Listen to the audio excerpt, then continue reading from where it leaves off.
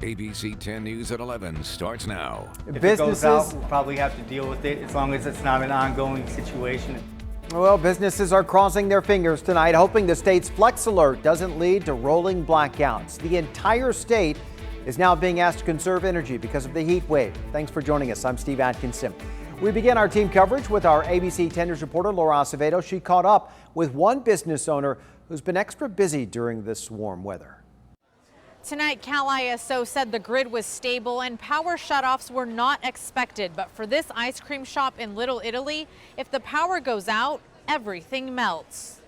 Okay, well, we have 27 different paletas. These are Mexican paletas. The heat brought the crowds to Pop Paletas in Little Italy Thursday night. We're excited about it. I mean, we want to show our product.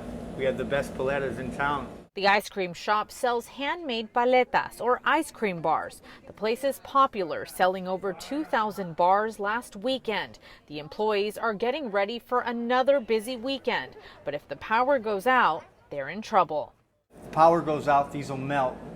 And if that happens, then we'll just have to make some more. The employees are closely monitoring the state's Flex Alert. Lucky that the power wasn't shut off Thursday and hoping it doesn't happen Friday. Of course, we'll try to save them, but for the most part, they'll probably melt. Thursday's Flex Alert was the first of the year, happening earlier compared to past years. State officials asking people to conserve power during flex hours, like keeping your thermostat at 78, not using large appliances, and turning off unnecessary lights. The Flex Alert continues tomorrow night from 6 to 9. Reporting in Little Italy, Laura Acevedo, ABC 10 News. All right, Laura, thank you. Let's bring out in our meteorologist, Angelica Campos, right now. A lot of people are confused by this, Angelica. Depending on where you are in the county, it could be triple digits or cloudy and cool. That's right, Steve, especially tonight. Coastal communities are enjoying a nice cool breeze. But as we look at the entire region, you can see most of the state is under excessive heat warnings. There's also some elevated fire danger areas. So everybody highlighted in different colors, but the same idea. It is hot and temperatures will be above average. The excessive heat warnings for inland communities and mountains has actually been extended. It'll be through Saturday night for those areas, and then for the deserts and for our mountains until Sunday night. So the weekend is still going to be well above average. Today, temperatures stayed in the 70s in San Diego versus triple digits in areas like Borrego Springs, 118 today, breaking the record of 114, and 123 in Ocotillo Wells. Looking at the numbers tonight, 62 in Poway, much better than last night, but only by a couple of degrees. Not much of a break in the mountains, 78 degrees right now in Julian. And again, the heat will continue. I'll have a breakdown of what to expect in your 7-day forecast. Look forward to that, Angelica. Thank you. Download the ABC 10 News mobile app to keep track of the weather conditions in your area anytime. It is free in the App Store. All right, what a huge sports day in San Diego today as we begin a rebound from the pandemic.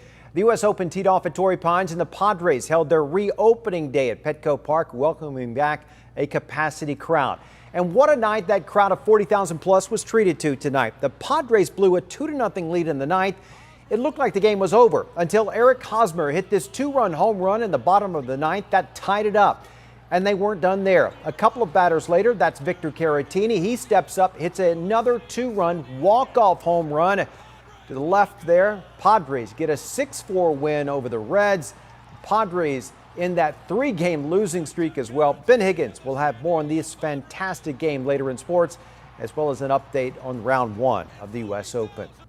Now, as we mentioned, for the first time since September of 2019, the Padres are also able to fill Petco Park. The team dubbed today San Diego's opening day, and fans could not have been more excited. Fully vaccinated fans no longer have to wear a mask at the ballpark, but unvaccinated fans will still need to keep their masks on. But getting back to normal is a welcome change for the Friar faithful.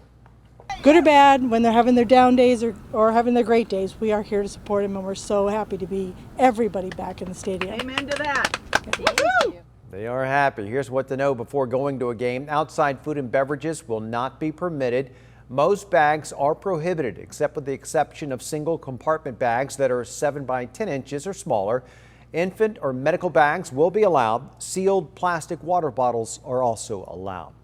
full capacity means an economic jolt to businesses downtown as well. Our ABC 10 News reporter Adam Rakusin is in the East Village, where businesses say the Padres being back is like Christmas morning. The prep work outside Basic Bar and Pizza starts early. Owner Eric Tesmer is not afraid to get a little dirty to make the business shine.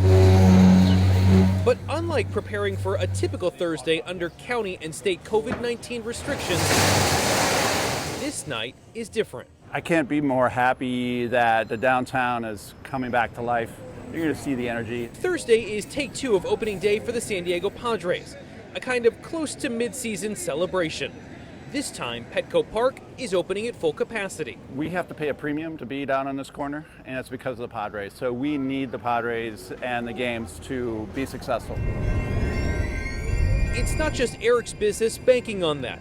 At different times in the past year, the downtown area seemed like a ghost town. It's momentous not just because we can all go over to Petco Park and cheer on our Padres. I think it really marks and signals that downtown is back open for business. Marshall Anderson is the Vice President of Government Affairs at the Downtown San Diego Partnership. He says Padres games will help reignite the downtown economy. Let's have a summer in the city. Let's come downtown. Let's enjoy some of San Diego's finest restaurants and finest facilities. That's exactly what Eric is hoping for. It's been a hard year, professionally and personally. My wife has actually had COVID and was in the hospital for considerable time, so she's still recovering 6 months later. Eric says the Padres being back is like Christmas. He's hoping for big sales to help get through slower times. Customers are excited, the team's excited, the locals are excited. Everybody's, ready to roll and get this place going again. Adam Rakusin, ABC 10 News. All right, now to some breaking news of a commercial building fire in Miramar. Now, the call came in just after 9 o'clock tonight. This is in the 8500 block of Commerce Avenue. San Diego Fire and Rescue didn't give many details about this, but did say the fire has been contained. It was through the roof. We're told that it had collapsed at one point, but was found to be just a large piece of machinery that came crashing down. No word yet on a cause. No one was injured. That is the good news. Major changes are coming to the workplace for Californians. Cal OSHA voted to allow vaccinated employees to do away with masks and social distancing in most situations.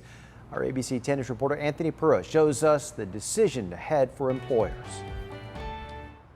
Despite California reopening this week, employees at the workplace have still had to wear masks. Cal OSHA's decision now opens up more choices for those that are vaccinated. Staff at Rocky in the Convoy District have made masking up every time they serve customers common practice. It provides a little bit of comfort for both us and our customers. But on Thursday, the California Occupational Safety and Health Standards Board passed new rules for vaccinated workers. The new standards say employers can allow vaccinated employees to go maskless indoors, but must document their vaccination status.